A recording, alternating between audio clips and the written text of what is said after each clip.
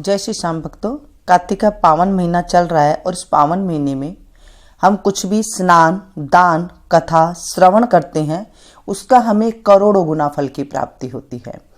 कार्तिक के महीने में तुलसा जी की पूजा की जाती है, लेकिन आप तुलसा जी कहीं से भी उखाड़ करके अब कार्तिक के महीने में अपने घर में ना लगाएं कि हम ले आते हैं और लगा देते हैं। ये सावन के महीने में या भादवे के महीने में लगा सकते थे, ओट से पहले लगा सकते थे, लेकिन अब कार्तिक के महीने में आप नहीं लगा सकते हैं। पूजा आप डेली कर सकते हैं। पूजा में आप थोड़ा सा जल चढ़ाएं, हल्का सा जल, ज़्यादा जल नहीं चढ़ाना है। अगर छींटे लगाते हैं बस इतना सा ही थोड़ा सा जल चढ़ाते हैं। रोली है, जो रोली आप थोड़ी सी तुलसा जी के नीचे जो गमला होता है उसमें आप अच्छे से लगा दें, लेकिन तुलसा जी के ऊपर ज़्यादा ना लगाएं। चावल जरा से वहीं नीचे लगाएं, क्योंकि चींटियाँ वगैरह हो जाती है तो फिर वहाँ पर जो है खराब हो जाती है तुलसा। थोड़ा सा गुड़ आप लगा सकते हैं और फिर पानी के आप 2 छींटे वहाँ पर लगा दें। एक दीप दान जरूर करें, घी का दिया।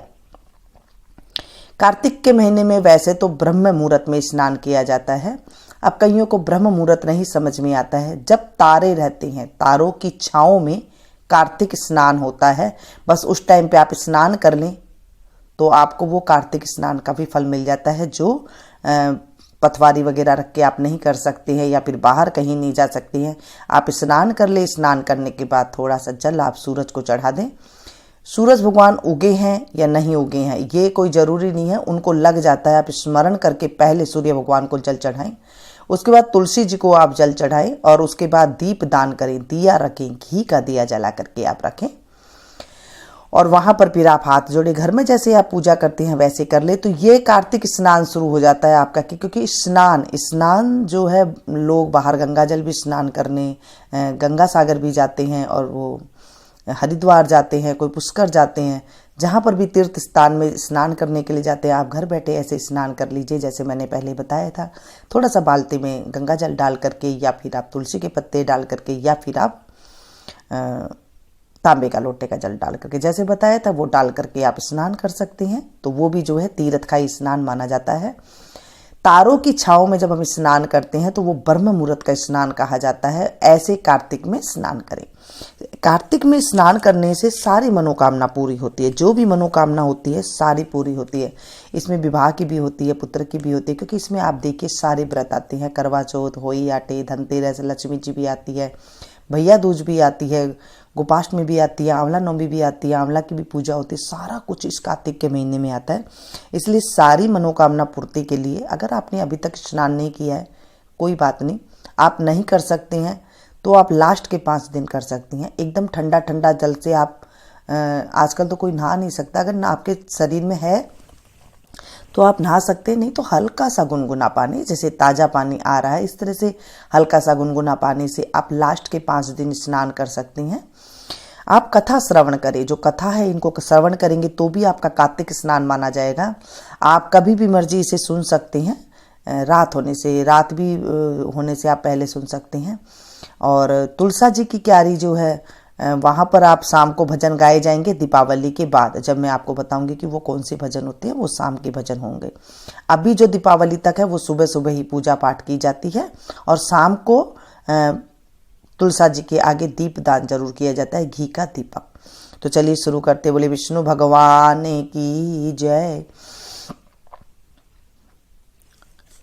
श्री कृष्ण गोविंद हरे मुरारी, हे नाथ नारायण वासुदेवा।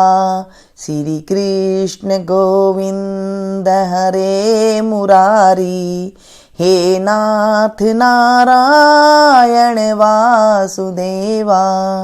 श्री कृष्ण गोविंद हरे मुरारी, हे नाथ नारायण वासुदेवा। 11वां अध्याय। नारद जी ने कहा, एक समय जलंधर की पत्नी सहित असुरों से सम्मानित हो सभा में बैठा था तो परम कीर्तिवान श्री शुक्राचार्य जी वहां पहुंचे, जिनके तेज से सब दिशाएं प्रकाशित हो गई। गुरु जी को आता देख असुरों सहित सागर पुत्र ने उठकर बड़े आदर से उनको प्रणाम किया। तेजस्वी शुक्राचार्य ने सबको आशीर्वाद दिया। फिर एक आसन पर बैठकर सब दैत्य भी यथा स्थान पर बैठ गए और सागर पुत्र से नम्रता से यह प्रश्न किया, हे गुरुजी, राहु का सिर किसने काटा था? आप हमें यह बतलाइए। इस पर श्री शुक्राचार्य जी ने विरोचन पुत्र हिरण्यकशिपु और उसके धर्मात्मा पुत्र का परिचय देकर देवताओं और असुरों द्वारा समुद्र मंथन को संक्षेप में सब कथा कहकर यह बतलाया कि जब समुद्र से अमृत निकला था तो उसे देव रूप से राहु पीने चला। इस पर इंद्र के पक्षपाती भगवान विष्णु ने राहु का सिर काट डाला। यह सुनने के साथ ही जलंधर के नेत्र लाल हो गए। उसने बड़ा क्रोध किया। फिर अपने धस्मर नामक दूत को बुलाकर गुरु को कहा, हुआ सब वृतांत सुनाया और उसे यह आज्ञा दी, तुम शीघ्र ही इंद्रपुरी में जाकर इंद्र को मेरी शरण में लाओ। धस्मर जलंधर का बड़ा निपुण दूत था।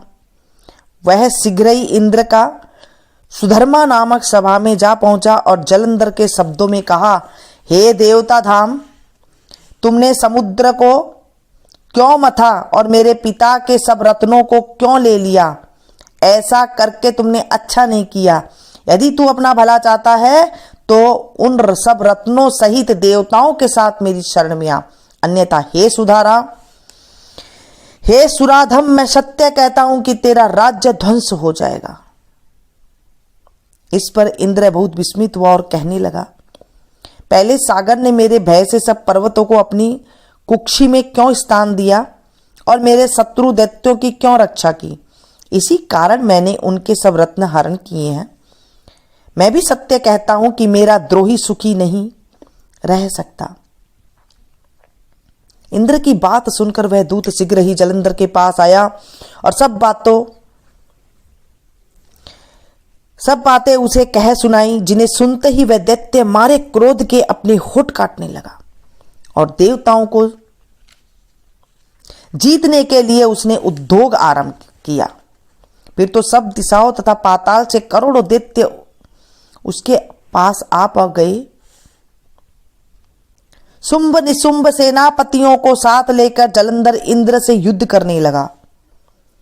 शीघ्र ही इंद्र के नंदन वन में उसने अपनी विशाल सेना उतार दी। वीरों की शंख ध्वनि और घोर गर्जन से इंद्रपुरी गूंज उठी। अमरावती छोड़ देवता उनसे युद्ध करने चले। भयानक मार काट हुई। दोनों पक्षों के आचार्य अपने अपने मृतकों को जिलाने लगे। असुरों के आचार्य गुरु शुक्र अपनी मृत संजीवनी विद्या से और देवगुरु बृहस्पति द्रोणागिरी से औषधि लाकर मुर्दों को जिलाते रहे। इस पर जलंधर ने अपने गुरु शुक्राचार्य जी से क्रुद्ध होकर कहा, मेरे हाथ से मरे हुए देवता जी कैसे जाते हैं? जिलाने वाली विद्या तो सब आपके पास ही है, फिर यह क्या बात है? इस पर श्री शुक्राचार्य ने देवगुरु श्री बृहस्पति जी के द्वारा द्रोणागिरी से औषधि लाकर देवताओं को जिलाने की बात कह दी। यह सुनकर जलंधर और भी क्रुद्ध हो गया। श्री शुक्राचार्य जी ने कहा, क्रुद्ध क्यों होते हो? यदि शक्ति हो तो द्रोणागिरी पर्वत को उखाड़कर समुद्र में फेंक दो, तब मेरे कथन की सत्यता प्रमाणित हो जाएगी। इस पर जलंधर क्रुद्ध होकर शीघ्र ही द्रोणागिरी पर्वत के पास जा पहुंचा और अपनी भुजाओं द्वारा उसे जड़ से उखाड़कर समुद्र में फेंक दिया। यह भगवान शंकर का तेज था। इसमें जलंधर की कोई विचित्रता नहीं थी। पश्चात यह सागर पुत्र युद्ध भूमि में आकर बड़े वेग से देवताओं का संहार करने लगा। जब बृहस्पति औषधि लेने के लिए द्रोणागिरी पर्वत पहुंचे तो द्रोणागिरी की जगह वहां पर उन्हें सूना मैदान मिला। तो वह भयभीत होकर देवताओं के पास आए और कहा कि युद्ध बंद कर दो, तुम लोग अब जलंधर को नहीं जीत सकोगे। पहले इंद्र ने जो भगवान शंकर का अपमान किया था, यह उसी का फल है। यह सुनकर देवता युद्ध की आशा त्याग अत्यंत ही व्याकुल हो इधर उधर भाग निकले। सिंधु सुत निर्भय होकर अमरावती में प्रविष्ट हो गया। इंद्र आदि देवताओं ने गुफाओं में शरण ली। बोले विष्णु भगवान की जय। आज हमने 11वां अध्याय का पाठ का स्मरण किया है और अब हम राम कथा का स्मरण करेंगे। भगवान श्री राम, लक्ष्मण और सीता जी पिता दशरथ जी की आज्ञा पालन करने के लिए वनवास चले। रास्ते में सारे तीर्थ गंगा, जमुना, गोमती वगैरह में तर्पण किया। वन में फल फूल कंद मूल खाकर जीवन यापन करते थे। कार्तिक माह एकम को राम जी की आज्ञा से लक्ष्मण जी कंद मूल तोड़कर लाए और सीता जी के आगे रख दिए। सीता जी ने उनकी 4 पतले बनाई।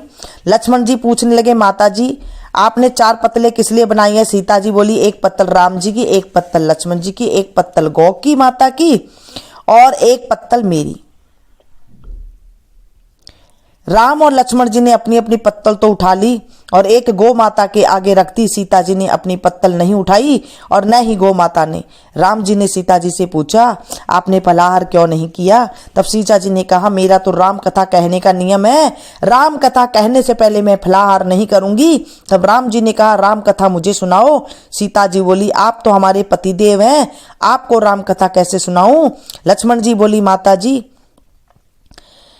लक्ष्मण जी बोले, माता जी तब आप राम कथा मुझे सुना दीजिए। सीता जी बोली, आप तो शादीशुदा देवर है, औरतों की बातें औरतें ही जाने। तब लक्ष्मण जी सोच लगे, वन में औरतें कहां से आएगी? तब लक्ष्मण जी ने धरती पर माया नगरी बसा दी। उस नगरी में सभी चीजों जैसे महल, मालिन, बर्तन, कपड़ा, काम करने की सभी चीजें सोने की थी। उस नगरी का नाम सोने की नगरी रख दिया गया। इस सोने की नगरी में आदमी और औरतें सभी को काफी गर्व था। कोई भी व्यक्ति गरीब नहीं था। राजा से लेकर भंगी तक गर्व में पागल थे। सीता जी कुएं पर गई, वहां पनिहारियां पानी भरने आई थी। उनका मटका, झालर और ईंडनी तीनों सोने की थी। सीता जी कुएं पर बैठी औरतों से राम राम बोली तो किसी भी औरत ने राम राम का जवाब नहीं दिया, क्योंकि वे तो सभी गर्व में डूबी हुई थी। थोड़ी देर में एक डाबड़ी आई और सीता जी ने उसे भी राम राम किया। वह बोली, तुम हमारी राम कथा सुन लो। डाबड़ी बोली, आपकी राम कथा नहीं सुनती, मैं तो अपने घर को जा रही हूं। सीता जी बोली, मेरे राम लक्ष्मण भूखे हैं। डाबड़ी बोली, कौन से राम लक्ष्मण, मैं तो घर को जाती हूँ, मुझे तो मेरी माँ बुला रही है। इतना कहकर डाबड़ी अपने घर चली गई। सीता जी को गुस्सा आ गया। पूरे सोने की नगरी पीतल की हो गई। डाबड़ी की माँ ने पूछा, जेवर, मटका, ईंडनी सब खोटी कहाँ से कर लाई? डाबड़ी ने कहा, मुझे पता नहीं, मैं तो पहने हुए गई थी, वही लेकर आई हूं। पर कुएं पर एक सुंदर सी तपस्विनी बैठी हुई है। उसने कहा कि मेरी राम कथा सुनो, परंतु मैंने मना कर दिया। जिससे उसने कुछ टोटका कर दिया है तो मालूम नहीं। मां बोली, जाओ उसकी राम कथा सुनाओ। तो तपस्विनी नहीं, वो तपस्विनी नहीं है, वो तो सीता जी है। वापस जाओ, अपने घर में रिद्धि सिद्धि हो जाएगी। अपनी तो पूरी नगरी ही पीतल की हो गई है। डाबड़ी बोली, मैं तो वापस नहीं जाती। इतने में बेटे की बहू आ गई। उसने कहा, आपकी आज्ञा हो तो सीता जी के दर्शन कराऊं और राम कथा सुनाऊं। सासू बोली, जा बेटी, सीता जी की राम कथा सुना, गहना कपड़ा सब पीतल का ही पहन जा। बहू कुएं पर जाकर बैठ गई। खाली मटका पानी लेकर भरे और फिर खाली करे। यह देख सीता जी बोली, तुम्हारे घर में कोई काम नहीं है क्या? बहू बोली, माता जी मैं तो सब कार्य निपटा करके आई हूं। तब सीता जी बोली, तूने मुझे माता जी कहा है, यह सुन मेरा मन खुश हो, हर्षित हो रहा है। अगर समय हो तो मेरी राम कथा सुन ले। बहू बोली, माता जी आप राम कथा सुनाइए, आपकी राम कथा सुनकर ही मैं घर आ जाऊंगी। चंदन की चौकी, मोतियों का हार, राम कथा हमारे गले का हार। राम ध्याऊं, राम मनाऊं, राम कहे तो परदेस जाऊं। सीता जी ने कहा, तूने मेरी इज्जत रखी, भगवान तेरी इज्जत रखेंगे। हमारी मृत्यु लोक में तूने सहायता की है, भगवान तेरी स्वर्ग लोक में सहायता करेंगे। सीता जी ने राम कथा सुनानी शुरू की। बहू राम कथा सुनने लगी। आओ राम, बैठो राम, जल भर झारी लाई राम, कीकर की दातुन लाई राम, ठंडा जल भर लाई राम, सह परिवार पधारो राम, जुगला टोपी पहनो राम, कड़ा की लंगी पहनो राम, मक्खन मिश्री लाई राम, मक्खन मिश्री खाओ राम, स्वर्ण सिंहासन लाई राम, स्वर्ण सिंहासन विराजो राम, झालर टिकोरा लाई राम, झालर टिकोरा बजाऊं राम, स्वंक ध्वनि लाई राम, झुकझुक पाम लागू राम, निखरता रोमन मोहे राम शरण अपनी ले लो राम, दूध कटोरा लाई राम, सीता चरण दबाए राम, सुकवर सेज सो राम, झालर पंखा ढोलो राम, हमें राम तुम्हें राम, रोम रोम में बसो श्री राम, घट घट में विराजो राम, मुख में तुलसी बोलो राम, खाली बैठे क्या काम, जब बोलो जय जब राम ही राम, बोलो पंछी राम ही राम, पुण्य हुए सब काम, मेरा चिरंजी लाई राम, रुचि रुचि भोग लगाओ राम, खट्टा मीठा चखो राम, चरखा परखो लाई राम, चरखो परखो चखो राम, जो भाए सो ले लो राम, मन में धोखा रखना न राम। राम कथा पूर्ण हुई तब सीता जी बोली, तुमने हमारी राम कथा सुनी, हमारी सहायता की, तुमने हमारे भूखे राम लक्ष्मण को खाना खिलवाया, भगवान तुमको स्वातो स्वर्ग का सुख देगा। सीता माता का आशीर्वाद ले बहू अपने घर को जाने लगी तो सीता जी ने अपने गले का हार उतार कर बहू को पहना दिया। बहू अपने घर जाकर सासू जी से बोली, मेरा मटका सिर से उतारो। सासू जी बोली, हे बेटी, हीरा पन्ना का गहना, कपड़ा और मटका, सिर का झालर, ईंधनी हीरे से झिलमिला रही हैं, ये सभी चीजें तू कहां से ले आए? राजा जी सुनेंगे तो दंड देंगे। बहू बोली, मैं तो सीता जी से उनकी राम कथा सुनकर आई हूँ, उनकी कृपा से ही सब हुआ है। सासू बोली, ठीक है, रोज तुम राम कथा सुनाया करो। बहू रोज सीता जी के पास जाकर राम कथा सुनने लगी। सुनते सुनते 1 बरस गुजर गया। तब बहू ने कहा, सीता जी कहानी का उद्यापन बताओ। सीता जी बोली, 7 लड्डू 1 नारियल लेना और फिर उनके 7 भाग करना, एक भाग मंदिर में चढ़ाना।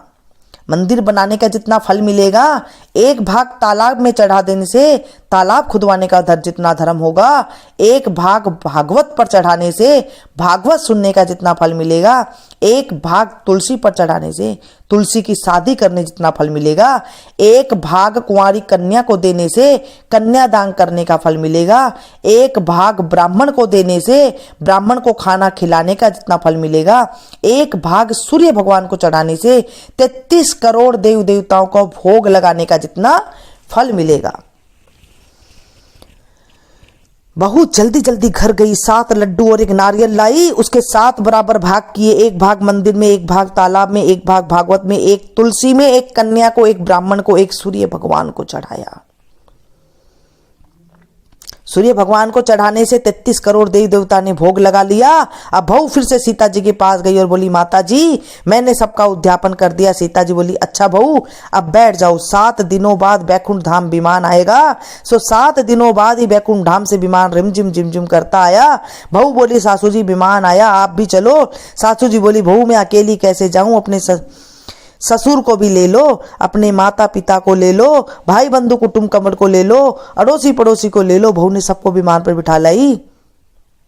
विमान फिर भी खाली रहा। इतने में ननद आई और बोली, भाभी मुझे भी विमान पर बैठा लो। माता जी ने देखा विमान की जगह ही नहीं है। बहू सीता जी बोली, माता जी हमारी ननद रानी को भी बैठाओ। सीता जी बोली, तुम्हारी ननद घमंड से भरी हुई है और हमारा विमान कच्चे धागे से बना हुआ है, यह टूट जाएगा। नंद बोली, भाभी जी मैं यहाँ अकेली रहूंगी तो सांप बिच्छू खा जाएंगे। भाभी जी बोली, अपनी करनी आप ही भोगो, हमें अपनी करनी से सीता माता के साथ जा रही हैं। इतने में बहू अपने पति के साथ विमान में विराजमान हो गई। यह देख नगरी के सभी लोग इकट्ठे हो गए और पूछने लगे, बहू आपने ऐसा कौन सा धर्म कार्य किया था? सब लोग सीता जी के साथ विमान में बैकुंठ में जा रहे हैं। आपने रामायण का पाठ किया या गीता का पाठ किया या कोई अखंड पुण्य किया जिससे कि स्वर्ग विमान लेने आया है तुम्हें? बहू बोली, मैं तो केवल सीता माता से राम कथा सुनी और उसका उद्यापन किया। नगरी के लोग कहने लगे, बहू हमें भी राम कथा सुनाओ। बहू ने सबको राम कथा सुनाई। राम कथा संपूर्ण होने पर पूरी नगरी सोने की हो गई। बहू बोली, जो कोई राम कथा को 108 पुस्तकें बांटेगा उनको भी उतना ही फल मिलेगा जितना मुझे मिला। 108 लोगों को सुनाएगा उसे भी उतना फल मिलेगा जितना मुझे मिला। सभी नगरवासियों ने राम जी की जय जयकार की। सीता जी ने सबको विमान में बैठा लिया। विमान स्वर्ग के रास्ते पर चल पड़ा। स्वर्ग के 7 द्वार अपने आप खुल गए। प्रथम द्वार पर नाग देवता सामने आए। 7 द्वार पार करने के बाद विमान स्वर्ग से नीचे उतरा। 33 करोड़ देवी देवता बहू से पूछने लगे, तुमने ऐसा कौन सा पुण्य कार्य किया जिसके स्वर्ग से 7 द्वार पार करके हमारे पास आई हो। बहू बोली, मैं तो सीता माता राम जी की कथा सुनी थी और उनका उद्यापन किया। 33 करोड़ देव देवता बोले, हमें भी राम कथा सुनाओ। बहू ने सबको राम कथा सुनाई। बहू ने कहा, राम ध्याऊं राम मनाऊं, राम कहे तो परदेश जाऊं। सभी देव देवता सीता माता की जय जयकार करने लगे। आप भी सब मिलकर बोलो, जय श्री राम, जय श्री राम, सीता माता की जय हो। बोले रामचंद्र जी की जय हो। कार्तिक के महीने में राम कथा जरूर सुननी चाहिए, इससे हमारे जीवन में स्वर्ग की प्राप्ति होती है। इस कथा को ज्यादा से ज्यादा शेयर करें अपने जानने पहचानने वालों के पास, व्हाट्सएप पे, फेसबुक पे, तो आपको भी कथा सुनाने का फल मिलेगा और इतना ही सुख मिलेगा। बोले विष्णु भगवान की जय। मिलती हूँ फिर से एक नई कथा के साथ, नई जानकारी के साथ। तब तक आप लोग देखते रहिए।